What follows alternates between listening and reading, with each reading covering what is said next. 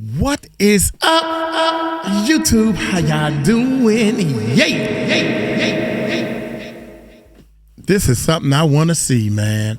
I want to see what people think about Diddy taking this stand in his own criminal case, his own RICO case. He gonna take this. You know, Diddy gonna take the stand. He used to be in front and center. So, hey, will Diddy testify? Criminal Lawyer reacts. Y'all hit that subscribe button. Hit that bell. Man, I can't wait to see this. Let's check it out. The question of the day. The question Sean, of the day. The Diddler master, will he testify?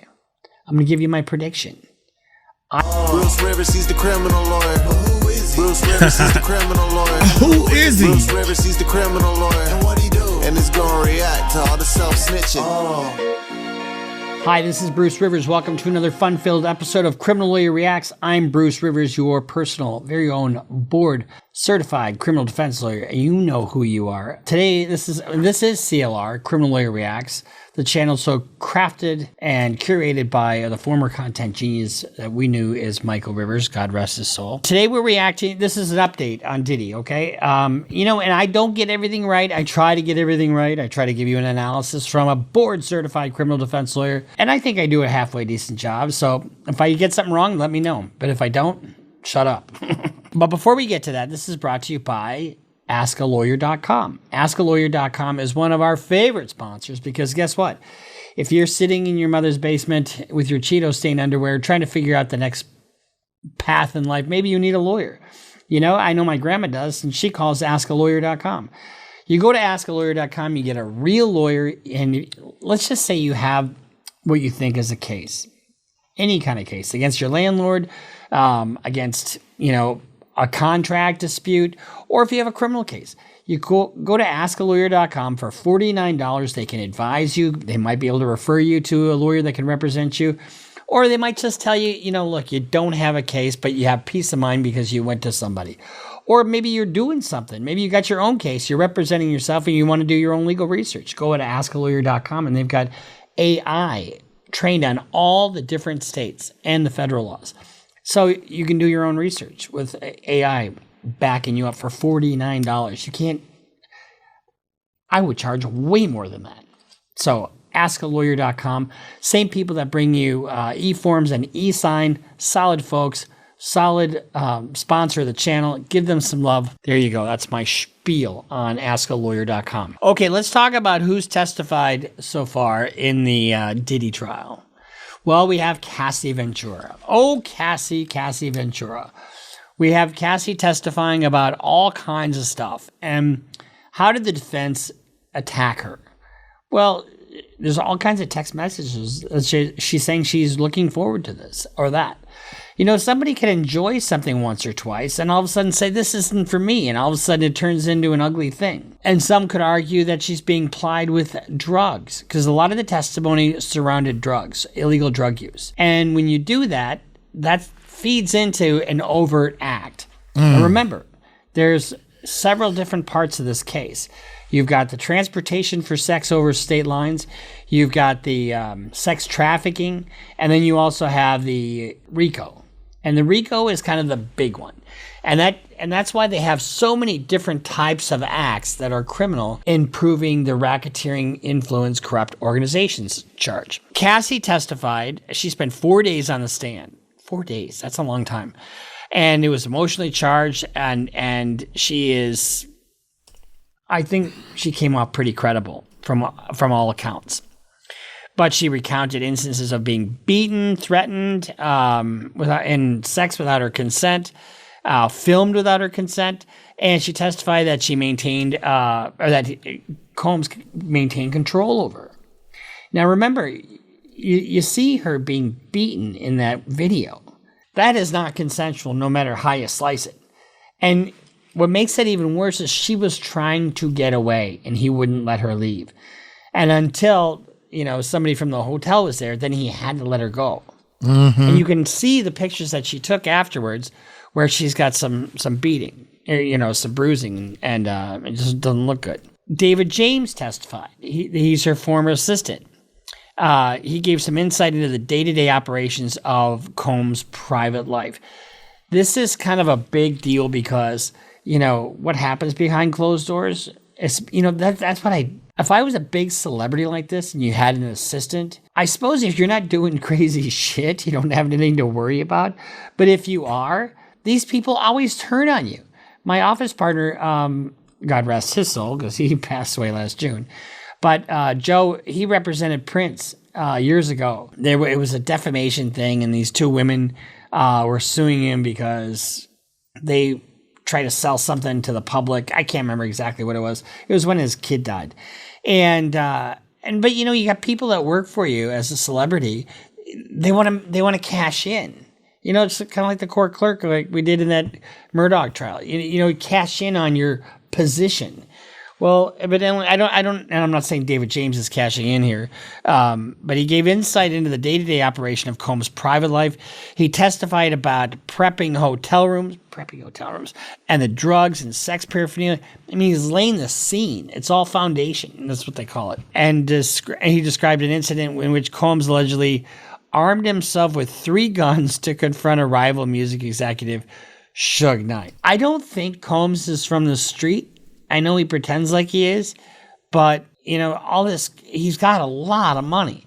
And I think he's got a lot of ego. James also said that he initially struggled when he was being asked to do what he was doing, but he came numb over time. You cheat on your wife once. Oh, God, I feel real guilty. Do it dozens and dozens and dozens of times. Oh, I guess it's not so bad.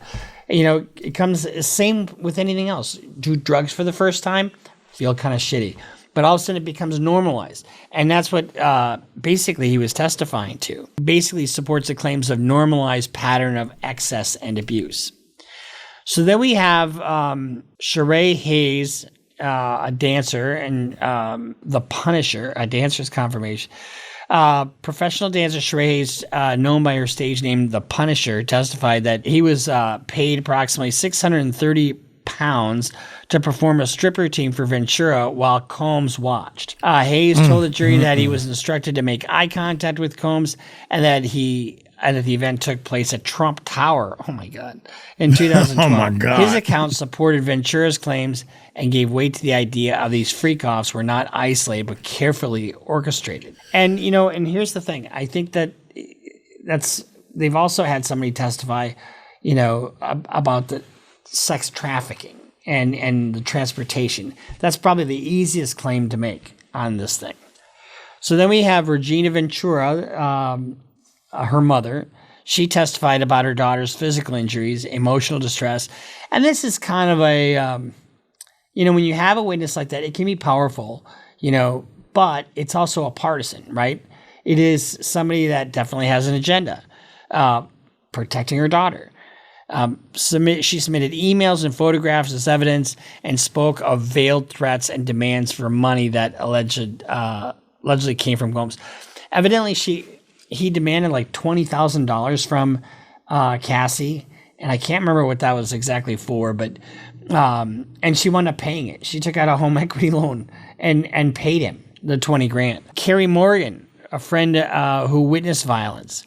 These firsthand witnesses are powerful. And then when you have like emails and pictures to back up what you're saying, it's very, very powerful. Carrie Morgan was one of Cassie's best friends. She shared that she saw Combs hit Ventura with clothing hanger and recalled him screaming at her so forcefully she felt physically shaken afterwards. Her testimony is coming from someone outside Combs' professional life and gave further credit. See, one of the things that you do as a defense lawyer is you try to tear down the victim in a case. And that's what they have to tear apart her credibility. And the government knows this, right? So what do they have to do? They have to bolster her credibility. They don't have to, but they do. And so they're blunting some of the defense tactics in this thing. Dawn Richard, a music insider, formerly Danity Kane singer Dawn Richard, who worked under Combs' Bad Boy label, said she witnessed Combs violently assault Ventura, punching, choking, kicking, dragging. This all goes to the idea that things weren't consensual. One of the things she said, I thought she might die, she told the jury. Her testimony introduced a chilling picture of behind-the-scenes glamour of Combs' music empire. Oh, no, this is the one I was thinking about. Daniel Phillip, escort with a story. Daniel Phillip, a male stripper, testified that he was paid to have sex with Cassie while Combs watched. You know, say what you want about being a freak and a freak off. I'm not letting a guy touch my woman. His account aligned with the timeline and descriptions previously offered by Ventura. And guess what else they're going to have? Probably financial records that go along with the payment to the sex worker. So you have a sex worker, so you have somebody dancing in front of her. You got somebody f***ing her. Pardon my French. You're going to have, and that's the trafficking, or not the trafficking, but the transportation across state lines. Probably the easiest count to prove. So Cassie talked about a makeup artist named 𝗟𝗡𝗡𝗞𝗦 Morales. She recounted a time where there was a party at Prince's place. So Morales testified, and she corroborated some of the prior testimony from Cassie Ventura, who alleged that Combs beat her in a hotel bedroom after spotting her at an unexpected party at Prince's Los Angeles home. The makeup artist told the court that she stayed behind to take a nap on the couch at the Ventura's Beverly Hills hotel room that night and woke up to a commotion later. Morales testified that Ventura came in and went straight to the bedrooms with Combs behind her. They shut the door to the bedroom, and Morales said she heard yelling and screaming, didn't exactly see what happened, but when she came out, when Cassie came out, she had a busted lip and knots on her head after the incident. And then Morales testified that Ventura stayed with her for a few days after the incident, and a doctor and a friend came to check on the singer. So here, and then Morales said she feared for her life. She didn't call the police. You know, you're dealing with somebody who probably not so much anymore, but at one time was a huge mogul in the music industry, right?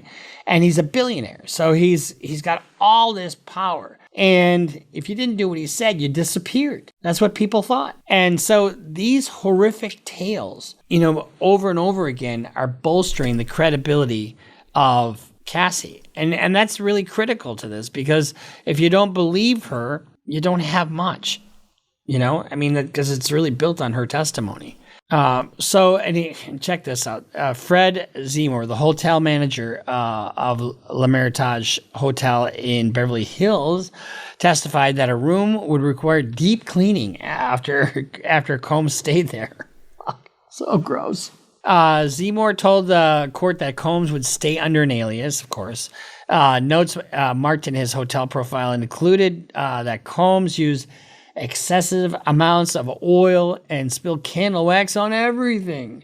So he had to pay a $500 for a cleaning fee, and they had to do a deep clean.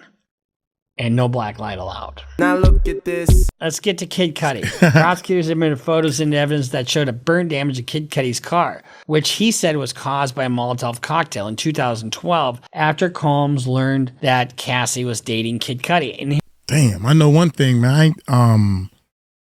The car don't look as bad as I pictured it in my mind. That's why I'm glad people be showing videos and pictures and stuff, because when he said blew up, because, you know, on the internet and stuff, they got a car blowing up and the whole car is engulfed in flames. I was like, God dang, he did that? But come find out that's from movie pictures or whatever the case may be. $500 for a cleaning fee. But look at the car. And then to do a deep clean. Dang. And no black light allowed. Now look at this. Let's get to Kid Cudi. Prosecutors admitted photos into evidence that showed a burn damage to Kid Cudi's car, which he said was caused by a Molotov cocktail in 2012 after Combs learned that Cassie was dating Kid Cudi. And here's the other thing. He says they both feel like they got played by Cassie Ventura. What really is more important than anything else is the photos showing. The photos show what appears to be a burned hole through the top of the convertible, as well as scorch marks on the driver's seat. Kid Cudi, or he's also known as Scott Mescudi, he testified about his relationship with Cassie and the abusive nature of her relationship with Sean Combs. That's what he testified yesterday about that. He testified his car was torched with a Molotov cocktail after his relationship with Ventura ended, and he suspected Combs was involved. Earlier that same day, former assistant George Kaplan returned to the witness stand describing the demanding job of being Combs' bagman and cleaning up liquor bottles and baby oil from hotel rooms. Fucking gross. And now they're going to be off until Tuesday. When you're looking at this thing from 30,000 feet, you've got a male dancer, you've got a called the Punisher. You can't make this stuff up. You've got Punisher, a male baby. escort who had sex with Cassie at Combs' request or demand, whatever. You've got Kid Cudi, you've got a makeup artist, you got a best friend, you got a mother, you've got an HSI guy testifying about the computer stuff. That's probably, we're going to get into that stuff next week. You've got the foundation kind of laid about drugs, about control, about kidnapping, about assault, about sexual assault, about sex trafficking, about transporting over state lines. That's what we have so far. Is he going to walk from this? No. No, he's not going to walk from this. They say this is going to last until July. I don't think it's going to last until July. But if you look at the exhibit numbers, I mean, they're high. I mean, they've got a lot of exhibits. And then you also have to have their defense. Big question. The question of the day: will Sean, the Diddler master, will he testify? I'm going to give you my prediction. I predict he will testify. And let me tell you why.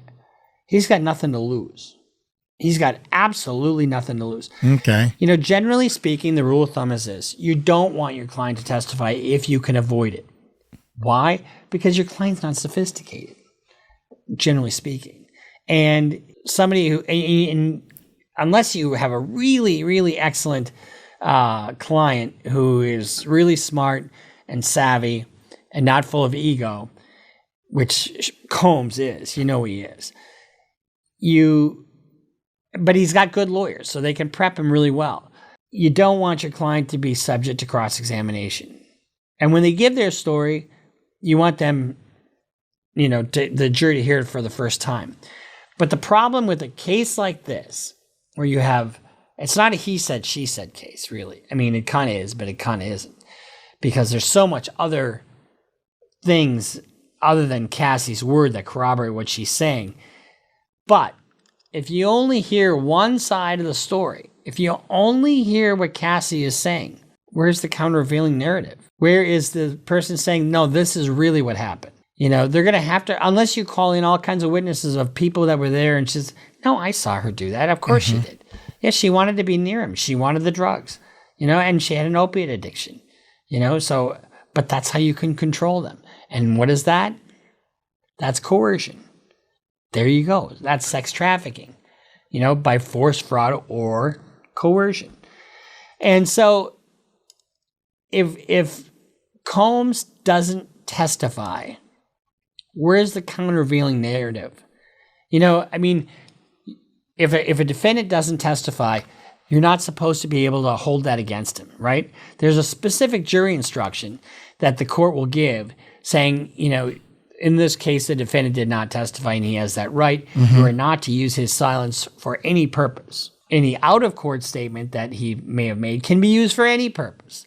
So if you remember before he got indicted, and they haven't played this yet, I don't think, and I don't know that they may or may not play this. But if he's going to testify, he'll want to play this. Let's just watch his little bullshit apology real quick. You got that. It's so difficult to reflect on the darkest times in your life. Well, sometimes you got to do that. I was up. I hit rock bottom, but I make no excuses. My behavior on that video is inexcusable. I take full responsibility for my actions in that video. I'm disgusted. I was disgusted then when I did it. I'm disgusted now. I went and I sought out professional help. I had to go into therapy. Going to rehab. Had to ask God for his mercy and grace.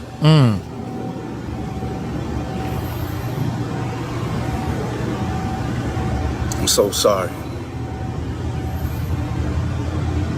But I'm committed to be a better man each and every day. I'm not asking for forgiveness. I'm truly sorry. That ain't the Sean Diddy Combs that we. Man, that sound like a stage play. Like he playing a part in a movie. Like he reading a script. Maybe he wrote it down before he said it so he can make sure he had everything correctly. But I know one thing. I think he forgot that he put that video up. Yeah, I think he really forgot that. That's crazy, man. Here we go. Forgiveness. Forgiveness. I'm truly sorry. That ain't the Sean Diddy Combs that we know, is it? No, it's not. And why not? The Sean Diddy Combs that we know wears a crown, and he thinks he's Caligula. And he is the diddler. He's the one that's got to, I mean, and what did he have? This is juxtaposition, right? Crazy. So you hear this, I'm gonna change. I'm gonna be a new man. Chandelier. I heard the Lord. I got the Lord in my heart. Oh my God. What did you have in your hotel room when you got fucking arrested? Drugs and baby oil. Gee, let's have a Diddy party. Hey, everybody know ain't no party like a Diddy party. Oh my God. I mean, and this is going to be jammed up his nose, for lack of a better word, if he testifies. Because I don't think that the government is going to want to play this. But it is an admission that he did something horrendous. Because you can't defend what's in that video. Remember the video? You can't defend that. Why can't you defend it? Because it's reprehensible. I mean, she's laying on the ground and he's dragging her. And he didn't want her to leave. Why does he want her to leave? Because she's probably going to go tell somebody what happened. Right? Mm-hmm. He's going to expose him. And guess who got exposed? The diddler. You know, I mean, this is just absolute nonsense. It's more manipulation. This happened, I think, about 3 or 4 or 5 months or so, you know, about the time that, I think is about the time that she filed her lawsuit and then they paid her off. You know, she settled for $20 million the day she filed because they didn't think she was going to do it. You know, it's like, how dumb would you be to settle that at that point? You know, I mean, okay, you file it, fuck you. Let's go prove this up. I wouldn't have paid her the $20 million, but she knew what she was doing. Her lawyers knew what they were doing because they were stalling. And the question I raised was, is he going to testify? This comes in if he testifies. And then guess what? Guess what we found in your hotel room, buddy?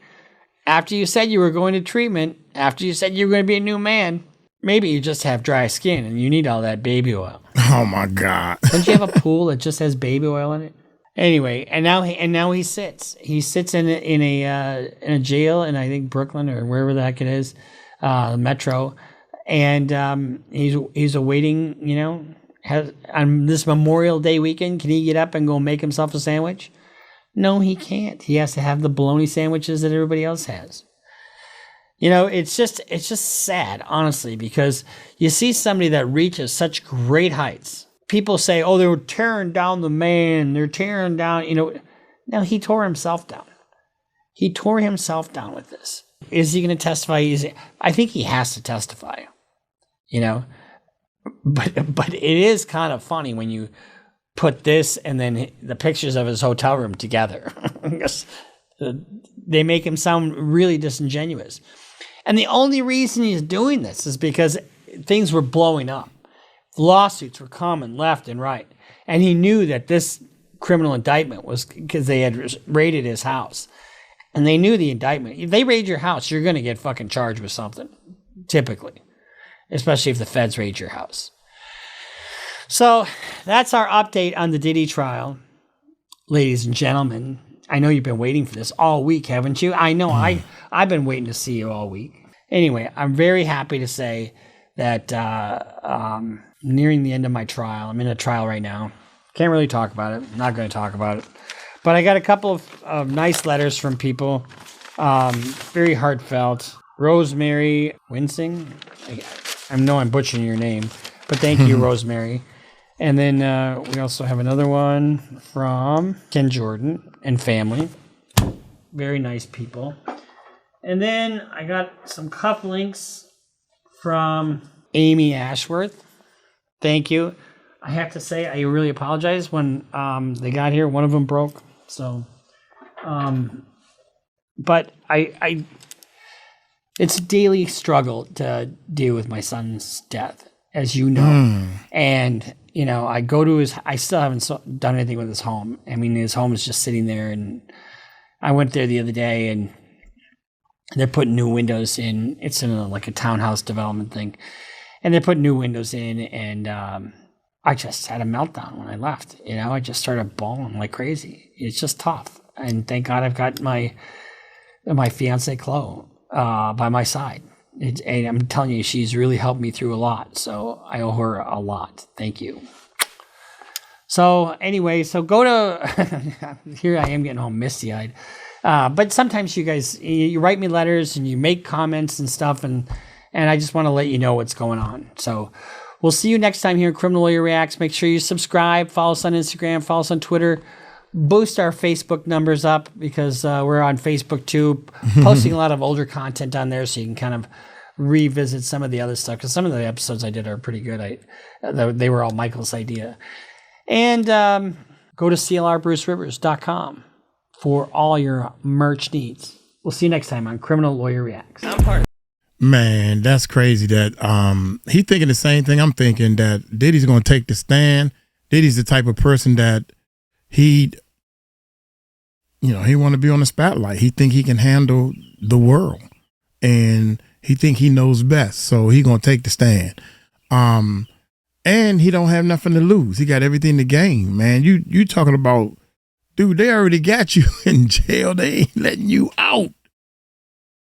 That right there is enough to make you want to take the stand. Y'all let me know what y'all think, man. Diddy taking the stand, I think it's going to hurt him more than it's going to help him. But he got to do something. I mean, what other card he got left to play? You know, and this judge, he already seen some stuff to say, you need to go under the jail. I think all three of the judges that denied the bail, I think they seen something to say, you need to go under this jail there, bruh. Look here, Uncle Mike gonna get on up out of here, man. Y'all take it light, take it slow. Hey, y'all tell him Uncle Mike told you so. Peace out.